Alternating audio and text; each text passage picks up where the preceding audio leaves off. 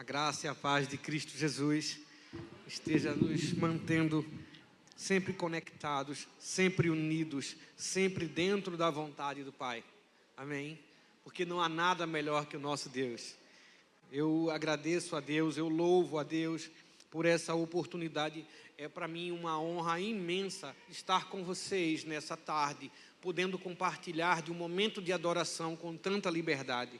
Porque nós vivemos ainda num espaço, num momento, num país em que ainda temos a liberdade de adorar a Deus. E por isso eu agradeço essa oportunidade de estar com vocês. Um convite tão bom, tão maravilhoso de partilhar a adoração. Momento de estarmos juntos adorando. Agradeço a Silvia, agradeço a Tarcísio, as esposas. Agradeço a todo o ministério que confiou esse espaço, esse momento, para partilhar um pouco daquilo que o Senhor tem falado ao meu coração. E sim, a mensagem que eu trago para vocês nessa tarde, que eu quero compartilhar humildemente com os irmãos, que ninguém fica para trás. Na programação, há uma passagem que nós temos que fazer uma leitura, e eu vou ler, e eu queria iniciar dizendo uma coisa. Todo campo missionário é sempre muito difícil. Sempre muito difícil. Seja pregando nas ruas, seja pregando em outro continente, seja pregando onde for, é sempre difícil. É sempre difícil porque nós não estamos à disposição do Senhor para falar de nós, mas para falar a palavra de Deus. E muitas vezes o campo missionário mais difícil é também dentro de casa, dentro da família. E essa palavra, ela é impactante. A palavra de Deus, ela é impactante. Esse texto de Lucas, no capítulo 15, verso 3 ao verso 7, que nós vamos compartilhar nessa tarde, uma reflexão, é um texto que fala muito sobre família, sobre missão, sobre estar na vontade de Deus, mas também de usar muito de misericórdia. Eu quero ler com você, capítulo 15 de Lucas, do verso 3 até o verso 7. Eu tenho o hábito de fazer a leitura e geralmente eu vou falando um pouco sobre o texto. Então, me permitam, como é um texto curtinho, eu vou fazer uma leitura e depois eu vou voltar para falar sobre os versículos. E depois eu trago uma aplicação para a nossa vida, tá bom?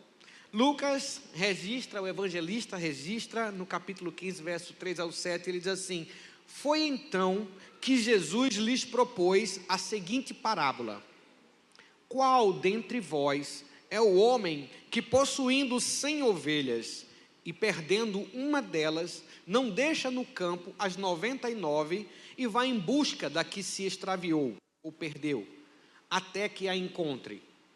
E assim que a encontra, coloca-a por sobre os ombros, cheio de júbilo, de alegria, e ruma para casa. Ao chegar, reúne seus amigos e vizinhos e anuncia: alegrai-vos comigo, pois hoje encontrei minha ovelha perdida. Eu vos afirmo que da mesma maneira haverá muito mais alegria no céu por um pecador que se arrepende do que por 99 justos que não carecem de arrependimento. Amém? Essa é a porção que nós vamos refletir nessa tarde. Jesus, nesse capítulo 15, se depara num problema, apresentando a palavra para algumas pessoas. Ali estavam publicanos, ali estavam pessoas comuns, que por muitas vezes eram rejeitadas dentro de uma sinagoga, rejeitadas no momento de adoração, rejeitadas quando iam, amém, obrigado, irmã, rejeitadas muitas vezes quando sequer tinham um jantar. A gente está no período de dezembro, está chegando o mês, o momento natalino, onde as famílias costumam chamar os parentes para jantares natalinos, fazer uma ceia de Natal, e é o momento em que tanta gente investe numa comunhão na qual passou às vezes o ano inteiro sem cultivar. Não que esteja errada a comunhão, mas é a oportunidade de estar convivendo, estar semeando a palavra, que faz com que esse momento ele precisa ser repetido várias vezes. E aí Jesus pregando, falando com pessoas excluídas, com os excluídos, chegam os grandes religiosos da época e tentam interferir naquela mensagem. E quando fazem isso, Jesus apresenta uma parábola para eles. Parábola não é um conto de fadas. A parábola é uma história que retrata um momento da vida da gente, que apresenta de uma maneira muito educativa, muito didática, valores sobre o reino de Deus. Qual dentre vós é o homem que, possuindo 100 ovelhas, perdendo uma delas, não deixa no campo as 99 e vai em busca da que se extraviou até que a encontre? Ele já começa falando de uma situação muito conhecida na época dele, que até nós conhecemos, mas não com tanta, talvez, profundidade. Para aquelas pessoas, a ovelha naquela região é uma fonte de renda, é uma importância muito grande. O pastor que pastoreava as ovelhas naqueles campos, tem uma ovelha específica que é daquela região, mas não existia uma raça específica de cultivo, de criação, mas o pastoreio era muito comum. Na época de Davi, Davi já era um pastor, ou seja, antes de Davi, a criação de um gado dócil como a ovelha sempre foi parte da cultura do Oriente Médio, aqui na Europa também, no Ocidente. Mas ele fala assim: qual é o homem que, tendo 100 ovelhas e perdendo 1%, uma de 100, ele não deixa as 99 no pasto, no campo? Em algumas traduções fala até deserto, outras fala terreno selvagem. É um lugar onde estariam elas talvez à disposição ou correndo perigo? Não. O pastor naquela época, ele não pastoreava sozinho, não era da cultura do Oriente Médio pastorear sozinho. Então ele vai sempre estar pastoreando com mais algumas pessoas. O pastoreio naquela região é feito entre famílias. Então você tinha um pastor e tinha os outros que estavam cuidando com ele do rebanho. Quando um pastor ele estava sozinho, geralmente era um rebanho pequeno, que ele pudesse dar contas. E ele, aquele homem, ele está falando para uma multidão, dizendo assim, para um grupo, dizendo assim: eu vou buscar minha ovelha. Estou fazendo uma inferência, mas não é uma heresia não, tá? Ele tá dizendo: vou buscar a que se perdeu. Eu sei que Jesus não está falando a narrativa da voz do homem, ele está contando o fato. Ele traz o fato. Então eu estou fazendo uma inferência para dizer assim: alguém ficou tomando conta, sim. Elas estavam sob cuidado. Mas tem uma que não tem cuidado. Tem uma que está correndo perigo de ser devorada. Porque aquela região do Oriente Médio também tinha, naquela região de Israel, lobos, raposas, animais que poderiam pegar aquela ovelha, provavelmente caçadores. Poderiam haver também ali pessoas que, se aproveitando de uma ovelha que estivesse perdida, podiam se apropriar dela e talvez devorar aquela ovelha, fazer alguma coisa com ela. Não era incomum que houvessem saqueadores naquela região, tribos nômades, mas aquele homem deixa o rebanho e vai.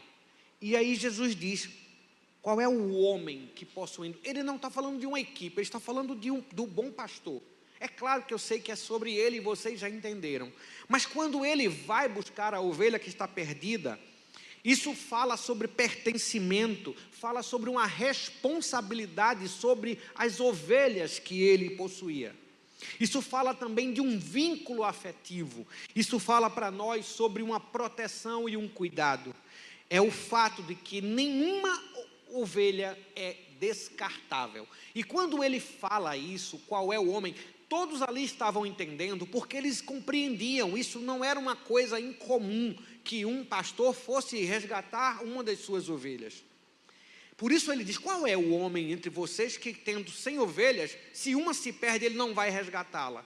E assim que a encontra, coloca sobre os ombros e, cheio de júbilo, cheio de alegria, retorna para sua casa. Era um costume real. Eu fui pesquisar sobre o costume de pastoreio de ovelhas no Oriente Médio, sobretudo naquela região. Era comum, sim, porque geralmente as ovelhas que se perdiam se machucavam entre espinhos, caíam em lugares perigosos, às vezes era atacada e conseguia escapar. E toda ferida, toda machucada, o pastor costumava colocá-la sobre os ombros, até porque o animal totalmente assustado, uma vez que ele está sobre tensão, a tendência dele é que, sendo conduzido, ele pode tentar fugir de novo por medo. E ruma para casa. Ao chegar, reúne seus amigos e vizinhos e anuncia: alegrai-vos comigo, porque hoje encontrei minha ovelha perdida. Eu vos afirmo que da mesma maneira haverá muito mais alegria no céu por um pecador que se arrepende do que por 99 justos que não carecem de arrependimento. Nesse momento, Jesus está ensinando para aquelas pessoas a importância do reino de Deus. Não é feita sobre o que possuímos ou sobre a religiosidade que os fariseus tinham, mas sobre o cuidado, o amor, a misericórdia e a graça de Deus, que vai buscar aquele que está perdido, aquele que está dizendo: eu não quero, mas esse amor vai buscar e vai resgatar essa pessoa. A alegria que Jesus está mencionando é uma alegria extravagante, extraordinária, fora do comum. E ela faz referência à glória de Deus, porque quando nós abrimos a nossa boca para falar de Cristo, das maravilhas que Ele faz sobre nossas vidas, na vida de alguém, isso faz toda a diferença, porque algumas pessoas nesse mundo, elas se sentem perdidas, elas estão vivendo realmente e se sentindo vazias, perdidas, sem um sentido para viver. Eu quero fazer um exemplo para poder voltar para essa narrativa. Quando eu era recém-casado, minha esposa está aí, Rosinha, quando eu era recém-casado, a gente alugou uma casa para morar bem perto da casa dos pais dela, porque eu sabia que ela ia dormir na casa dos pais quando eu estivesse de serviço, de plantão, e ela ia ter que se deslocar para lá, porque ela não ia dormir na casa sozinha, ela tinha medo de tudo. E aí a gente casou, foi morar nessa casa, ficava o quê? Umas 4 ou 5 ruas perto da casa da mãe dela, e ela, claro, ela tinha o quê? 21, 22 anos, e a gente estava ali, na nossa casa, até que um dia eu cheguei, e ela estava chorando muito. O que foi? Ela: perdi o dinheiro do aluguel. Tu o quê? Eu perdi o dinheiro do aluguel. Eu disse: como assim, mulher? Tu perdeu o dinheiro do aluguel? Aí ela fez: eu estava em casa, fui comprar pão. Aí eu não queria deixar o dinheiro em casa, fiquei com medo que alguém entrasse na casa. Peguei o dinheiro, botei no bolso, fui comprar o pão. Comprei o pão e perdi o dinheiro do aluguel. Tá, pelo menos a gente tem pão, né? Comprou o pão, comprei. Eu digo, e ela se acabando de chorar, e eu pensando: meu Deus, quanto pesa a responsabilidade quando a gente ama, cuida e a gente perde uma coisa importante. Como pesa, como dói. Eu disse: minha filha, calma, a gente dá um jeito, a gente consegue. Eu acho que eu tenho o dinheiro para pagar o aluguel desse mês, a gente aperta um pouquinho aí a feira, mas fica de boa. Passou, e ela chorando, mas eu não queria ter perdido. Eu disse: mas ninguém quer perder. A gente não se sente bem quando perde. Quando a gente perde, algo vai faltar para a gente. E é assim que muitas pessoas se sentem na vida, no sofrimento contínuo de que algo está faltando. E aí eu quero entrar numa nova fala. Eu posso explicar esse texto e dizer para você que na parábola da ovelha, o pastor é Cristo, né, o bom pastor, narrado lá em João, no capítulo 10, quando ele faz uma narrativa sobre o bom pastor, e o bom pastor é ele está falando, o texto é claro sobre ele. Fala sobre a ovelha perdida, esses são os elementos desse texto, a ovelha perdida, que representa as nossas vidas. Somos nós sem Cristo, somos nós perdidos no mundo, sem Cristo em nós. A busca, essa atitude de busca pela ovelha perdida, é a graça soberana de Deus que vai nos buscar, é um Deus que se importa e se movimenta e vai nos alcançar. E também posso dizer que o retorno sobre os ombros de Cristo, é por isso que a narrativa diz que deposita teus pesos, tuos sofrimentos, tuas angústias, para mim, que eu levo, eu carrego o teu sofrimento. E aí a gente muitas vezes faz, como é que Cristo vai carregar meus sofrimentos, minhas dores, minhas feridas? Como Ele carrega isso? É claro, Jesus está falando de uma maneira simbólica, mas a gente vai conversar sobre esse carregar sobre si os nossos pesos, nossos ferimentos, nosso medo, nossas frustrações, nossa ansiedade, nossa tristeza, o sentimento de falta, o sentimento de vazio.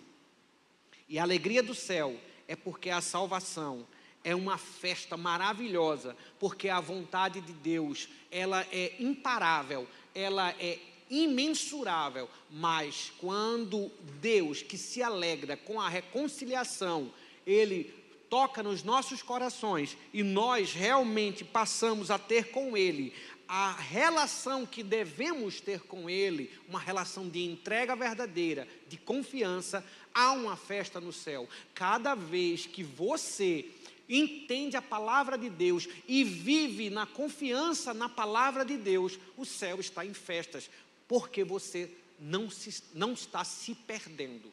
Oh, mas eu já sou crente, como é que eu vou me perder? Sentir-se perdido não é necessariamente uma fala, ou um privilégio, ou um problema, digamos assim, de alguém que está só no mundo, sem Cristo. Às vezes, na nossa vida, mesmo cristãos, mesmo dentro da igreja, louvando, adorando, fazendo a vontade de Deus, há momentos em que você pode se sentir perdido ou perdida.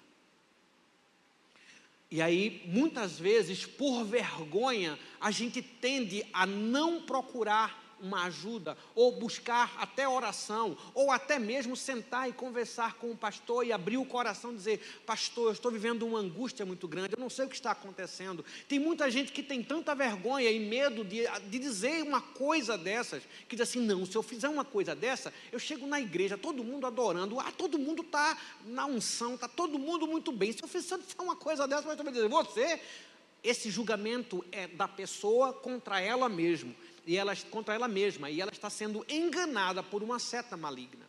Eu posso dizer que isso é um dos espinhos que a ovelha perdida vai enfrentar e que fazem com que ela perca a direção de encontrar o pastor. Ai de nós, se não fosse Cristo, a palavra que vai nos encontrar, nós estaríamos perdidos até a eternidade.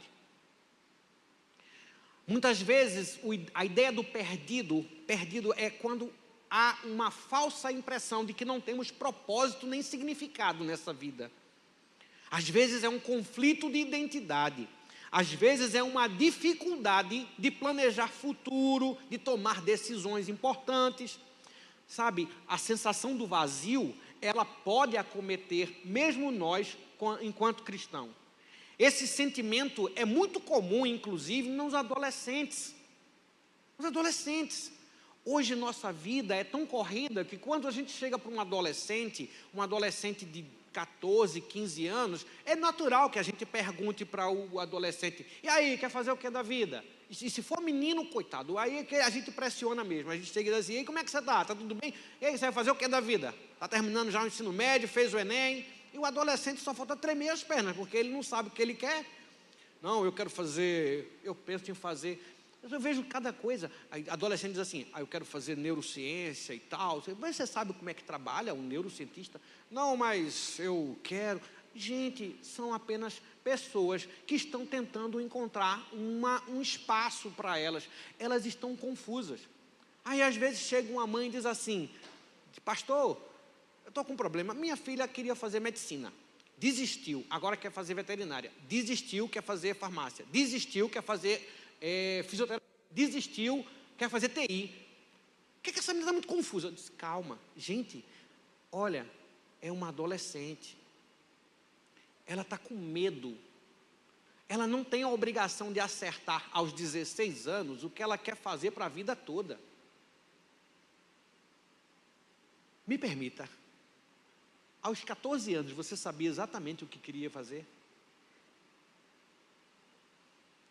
Quem de nós, aos 14 anos, tinha certeza, não, eu quero fazer isso aqui, eu sei porque somos neófitos na vida. E às vezes o adolescente, se sentindo pressionado, ele começa a se sentir meio que perdido. Agora vamos para o lado espiritual. Tem adolescente aqui, hoje? Tem? Faz assim. Menos de 18. Menos de 18 tem? Certo. Mas é terrível. Hoje nós temos cursos para, não estou falando da igreja, não estou falando, existem cursos para jovens preparando-se para entrar numa faculdade para não se desviar. Aí você faz, não, mas é porque o inimigo investe nas vidas, tentando destruir famílias o tempo inteiro. Que o adolescente é um dos alvos principais desse tipo de ataque. Então, quando a gente está falando sobre se sentir perdido, acredite, adolescente é cheio de energia, é impulso. Aí um adolescente faz assim para mim: o que é que eu faço para segurar a minha língua? Porque quando eu abro a minha boca, parece que eu saio atropelando todo mundo. Aí eu disse, não parece, você atropela, filha. Você tem uma língua, se você tem que segurar ela, você tem que refrear a língua. Essa mesma pessoa já tinha chegado para mim e dito assim para mim: olha, eu quero falar com você. Tremendo. Aí eu disse, o que foi? Durante o culto, ainda bem que não era eu que ia pregar. Aí eu disse, o que foi? Aí ela conversando, abriu o coração, chorou e diz assim para mim: eu vim aqui para lhe dizer essa noite que eu não vou mais caminhar, eu não vou mais orar, porque eu sou muito fraca, eu sou ruim de oração, minha boca é suja, de vez em quando eu chamo os palavrões, e eu estou ouvindo, né? E eu me sinto impura, indigna de servir a Cristo. E aí a gente começou a conversar. Eu digo, certo, e o que mais? E vamos puxar para cá, puxar para lá. Aí apareceu um namoradinho, eu sei. E aí a gente vai conversando. Tomou o horário do culto todo. Mas, glória a Deus, porque o campo missionário não é aqui. Não é aqui. Aqui é uma maneira da gente apresentar a vontade de Deus, o que a palavra de Deus quer falar para nós. Mas o campo missionário, o mais difícil, é o ombro a ombro, é o sentar na mesa, é o conversar, é ouvir. A pessoa abriu o coração, e ela abriu no gabinete o coração, e a gente conversou. Quando ela saiu dali, na mesma semana ela acabou o namoro, acabou. E na outra semana ela estava na igreja, né? Chegou e disse, acabei o namoro, eu entendi tudo, internalizei. Por quê? Não é que eu sou bom não, gente, não é isso. Vocês são muito melhores no evangelismo missional do que eu, porque vocês estão todos os dias nos seus trabalhos, nas suas casas, na rua, na vizinhança, aproveitando o espaço para apresentar o evangelho, com mais liberdade do que eu. Hoje no meu trabalho eu não posso abrir minha boca para falar tanto do evangelho. Eu posso me comportar e apresentar o evangelho em mim. Amém. Mas é mais difícil. Só que, curiosamente, depois de meses, aparece um pretendente. Aí ela chega para mim e diz, quero falar com o senhor. Diga. Apareceu um pretendente. Ela disse, amém. Leva ele na igreja? Levou. Senta aqui, querido, como é que foi, como é que é? Você cultua a Deus aonde? Não, eu faço parte na igreja tal. Amém, glória a Deus. Você está trabalhando lá? E a gente vai conversando. E aí o outro pastor chega, senta, Beto. Aí a gente conversando, né? E o rapaz, aí a gente perguntou, e aí, qual é a sua intenção? É meter beijo nela ou é orar com ela? Bem assim, pá. Aí ele fez, não, eu quero namorar para casar mesmo. E se tiver de esperar, eu espero. E a gente conversando, aí eu pergunto, viro para ela e pergunto, e aí? Queria ver se a semente nasceu, botou, né? Aí eu digo, e aí? Por que você acha, na frente dele, por que você acha, detalhe, viu gente, a gente lá não tem o hábito de estar aprovando ou desaprovando namoro não, mas ela pediu a mim para conversar, e eu disse, por que você quer que eu converse? Ela fez, porque eu me sinto segura. Mas deixa eu explicar o contexto. Ela tem pai, viu? O pai dela é ateu. O pai dela é ateu e o que ela fizer está tudo certo. Ela disse, eu quero uma avaliação e uma palavra de Deus. Não somente de pessoa, uma pessoa aprovando ou não. Eu quero uma palavra que tenha sentido bíblico. E aí né? Aí quando ela senta, eu perguntei, por que você acha que ele é um bom candidato para o seu namoro? Ela fez, porque ele não está atrapalhando a minha relação com Deus. No dia que ele, e ela é bem trator, ela fez, no dia que ele atrapalhar a minha relação com Deus, eu levo um pé. Tem parte que eu não quero não. Eu não quero ninguém na minha vida que atrapalhe a minha relação, ela é bem assim, minha relação com Cristo. Não quero, não aceito mais na minha vida. Ou a pessoa respeita a minha relação com Cristo, que eu namoro, eu casei com Cristo, ou vaza, que eu não quero. Eu disse, calma. Mas o que eu fiquei feliz, e ela foi sincera, porque ela não está namorando, já tem mais de mês, não foi porque não é o namoro, não é isso.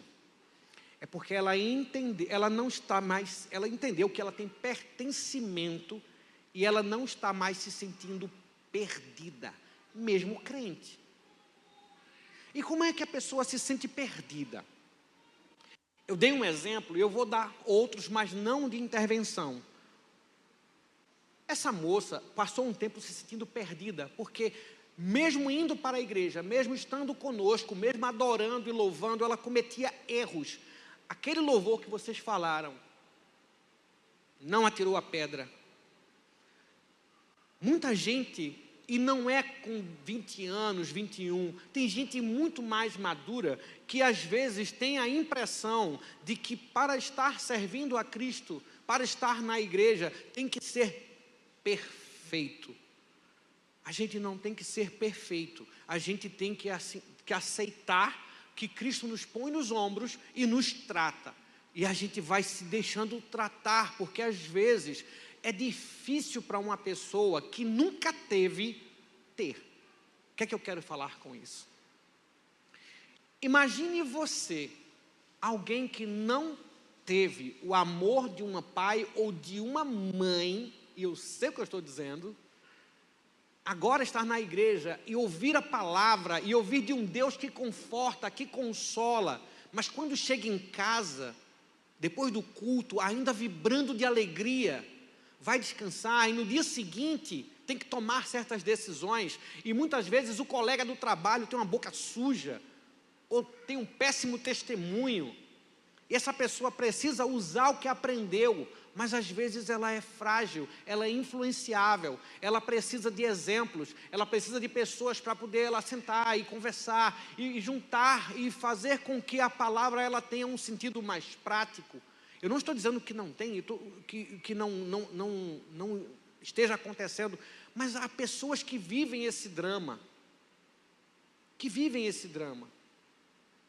e quando você tem que falar com essas pessoas, dizer, calma, Senhor, Ele é aquele que nos busca em nossas falhas e nos trata. Ele não quer que nós vivamos dentro do nosso erro. Eu vou lhe dar outro exemplo.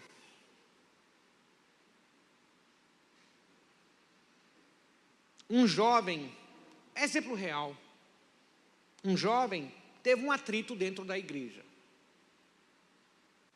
No meio do atrito, com outro irmão, ele teve um atrito, uma discussão por um assunto lá, ficou com raiva, ficou com tanta raiva, que resolveu não ir mais para a igreja, ficou com raiva. E aí uma pessoa liga para ele e fez, amado, o que é que você tem? Por que você não está indo? Mas eu tive uma briga lá com fulano, e foi um negócio meio chato, ele é muito ignorante, é muito isso, muito aquilo. Mas e você? Não, eu estou com raiva, não quero mais ir não. Mas rapaz, você conversou com o pastor? Não, o pastor não está se importando comigo. Não falou com o pastor. Quer que o pastor tenha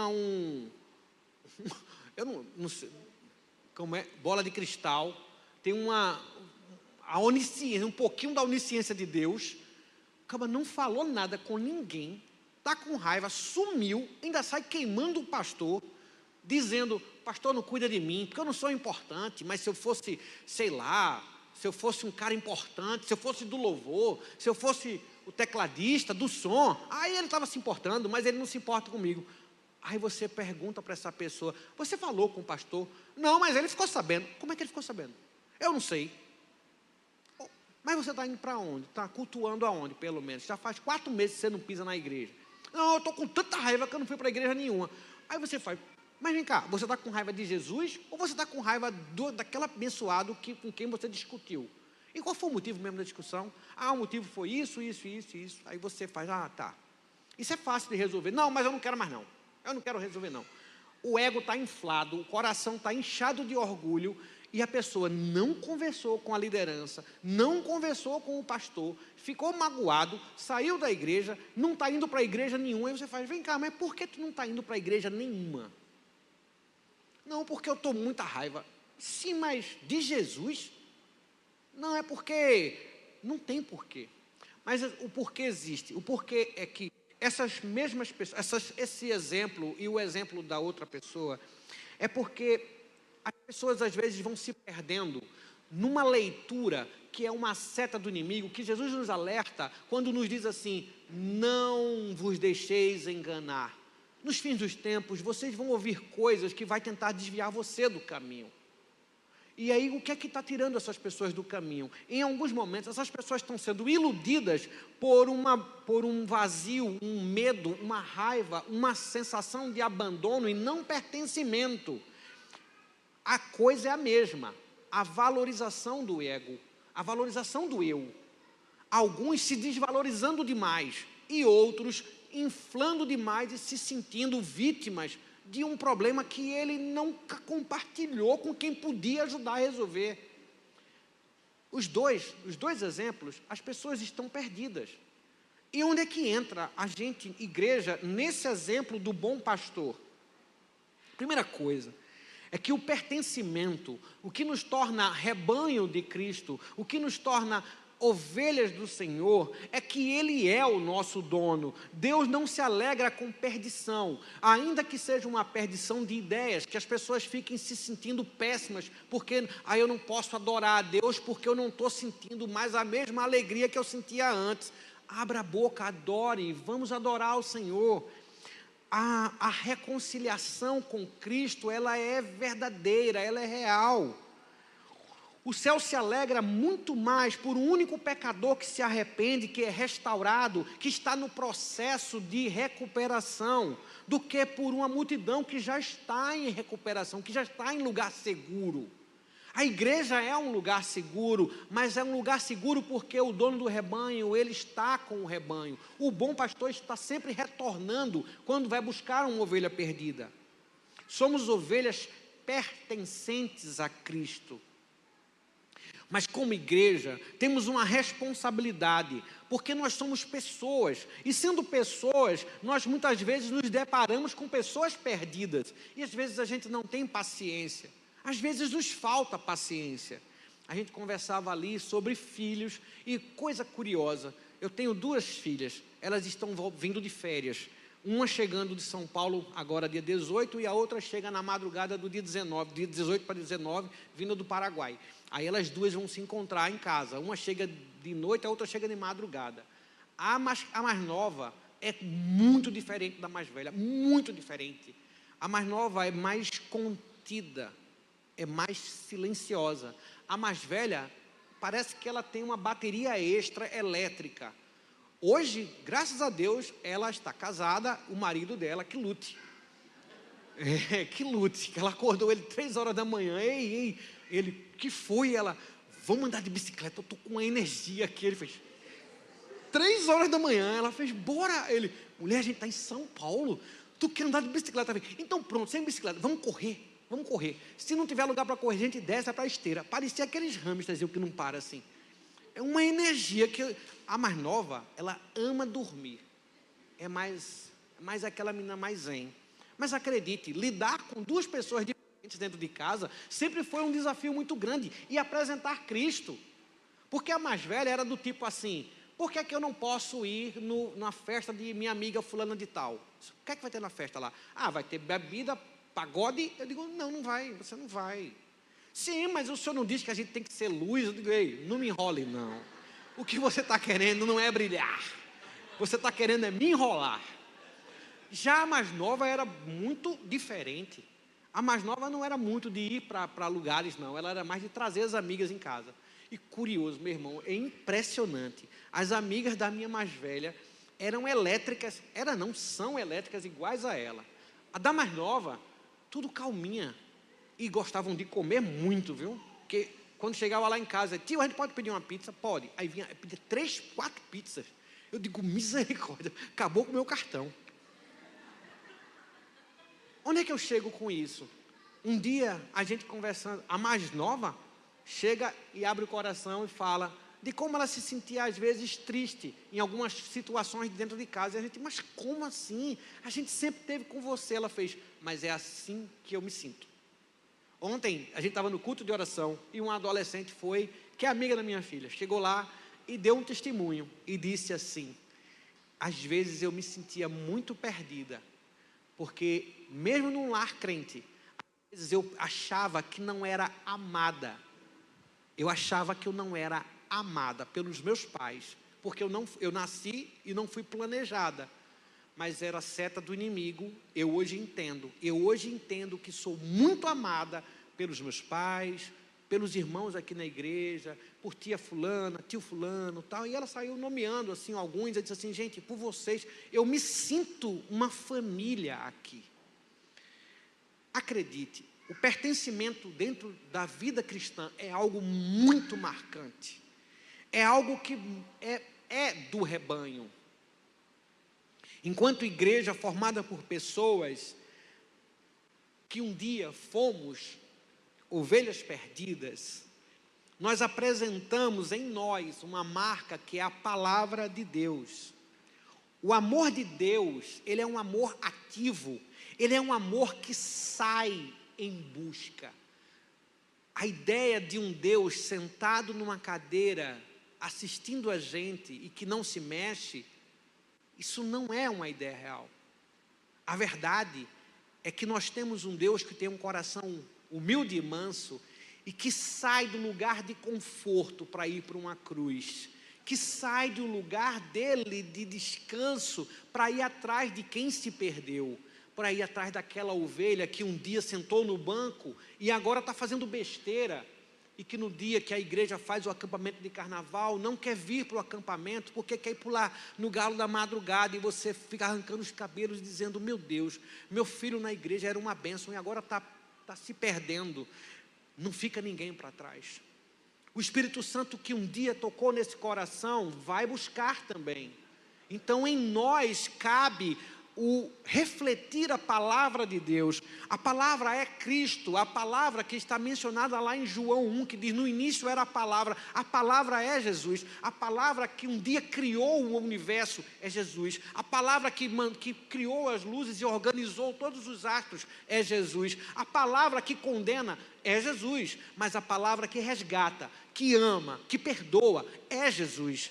Então, quando nós apresentamos a palavra que está em nossas vidas, nós estamos indo ao resgate do perdido, não porque somos pastores, mas porque o pastor, a palavra, ela está em nós. Ele nos disse, ide por todo mundo anunciando o evangelho, ou em outras palavras, ele está dizendo, leve a palavra, leve o bom pastor é ele, apresente para essa ovelha perdida. Essa ovelha perdida, quando tiver contato com a palavra, seja no que você diz, ou da maneira como você está vivendo o evangelho, é na raiva, quando você no trabalho tem uma raiva de um colega, e você podia tomar uma postura e tomar outra, é muitas vezes, até mesmo no ensaio, quando você marca, e o pessoal não chega na hora, ou então abençoado, você está aqui esperando e diz, rapaz, cadê fulano? Não chegou.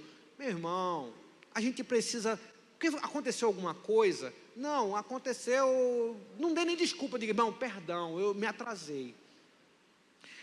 Quando nós estamos vivendo e segurando essa palavra em nós e apresentando essa palavra, esse é o bom pastor, a palavra, Jesus.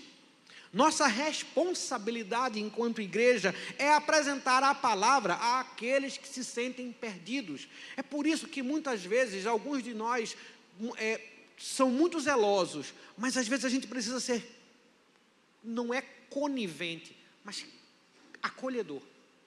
é ouvir e dizer, vamos orar. É na hora que você tem que resolver uma coisa em casa com a esposa, e está ali aquela confusão, vamos sentar e orar. Vamos sentar e orar. A igreja deve agir sempre como Cristo agiu. E sobre proteção, carregar nos ombros. Cristo nos carrega nos ombros. É uma forma dele dizer, olha, o processo da tua restauração, das feridas que você traz da vida, eu estou tratando.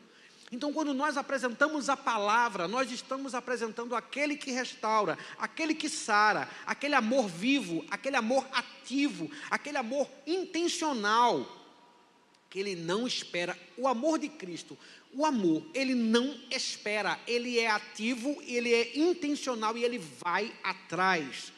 Cristo carrega sobre os ombros cada um de nós, porque se fosse por nossas forças, nós não estaríamos reunidos hoje de tarde.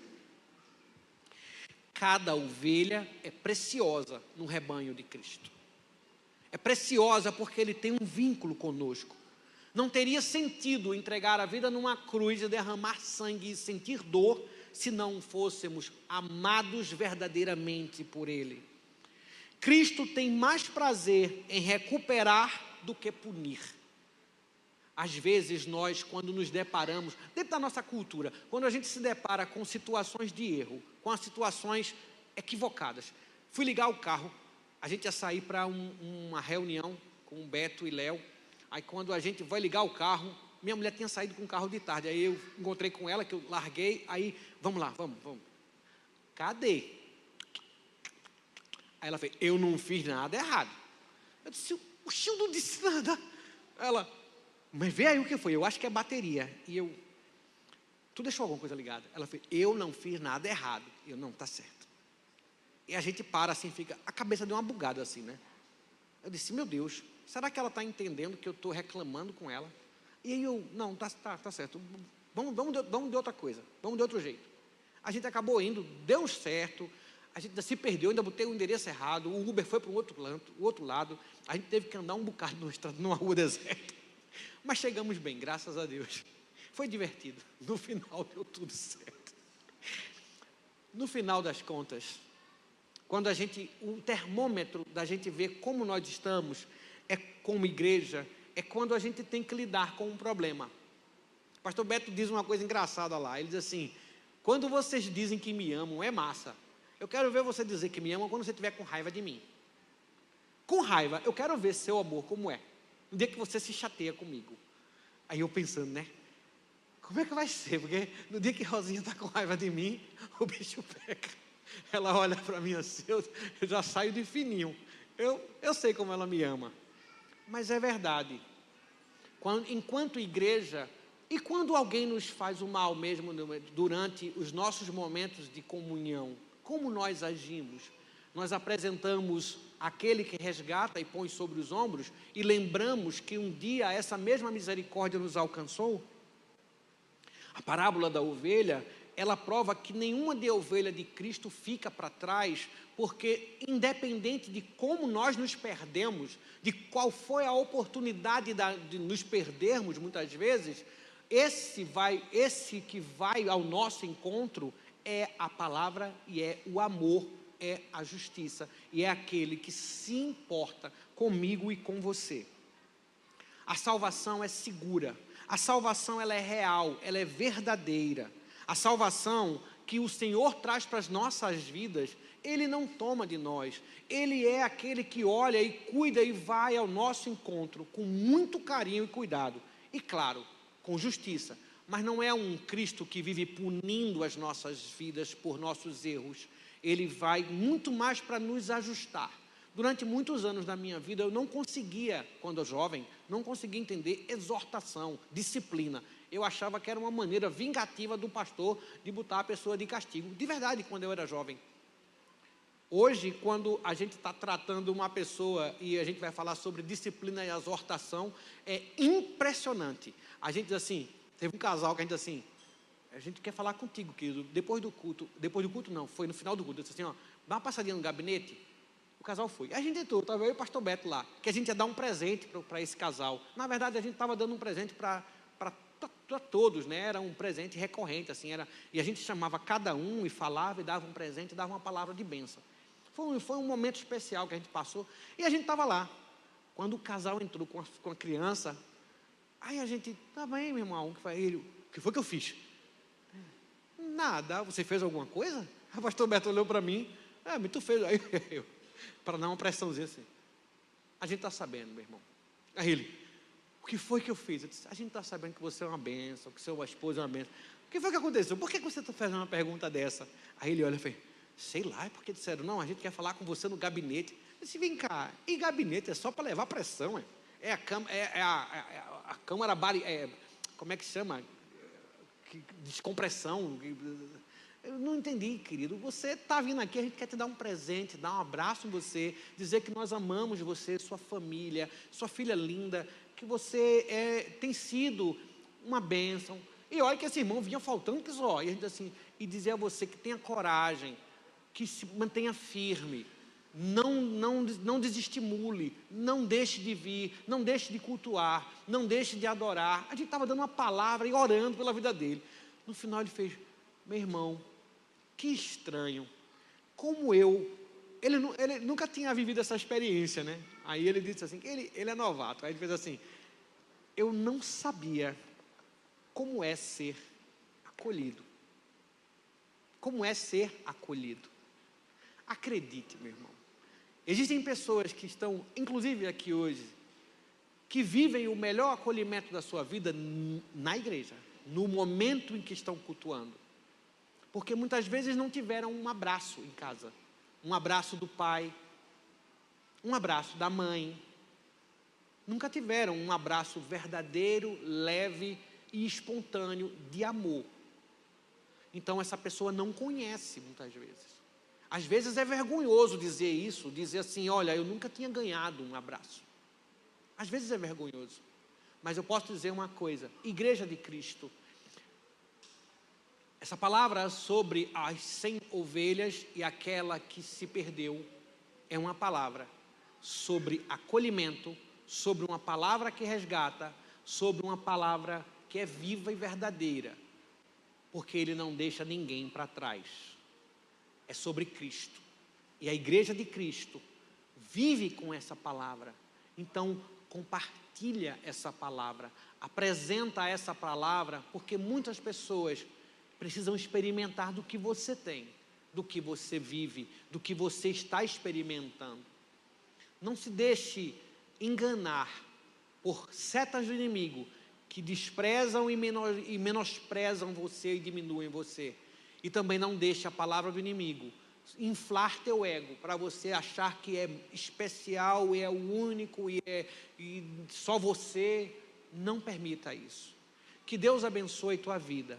Eu não sei se eu passei do tempo ou se está no tempo, mas que Deus abençoe tua vida, porque trabalhar sobre as 100 ovelhas é entender que o amor verdadeiro é um amor que vai nos resgatando. Todos os dias nos coloca sobre os ombros, todo dia, Cristo coloca cada um de nós sobre seus ombros e nos leva cada vez mais para perto dele. Cada vez mais nos restaura e nos cuida, porque acredite, ainda não estamos prontos para o encontro final. Mas que Deus abençoe nossas vidas, a tua vida, em nome de Jesus. Amém.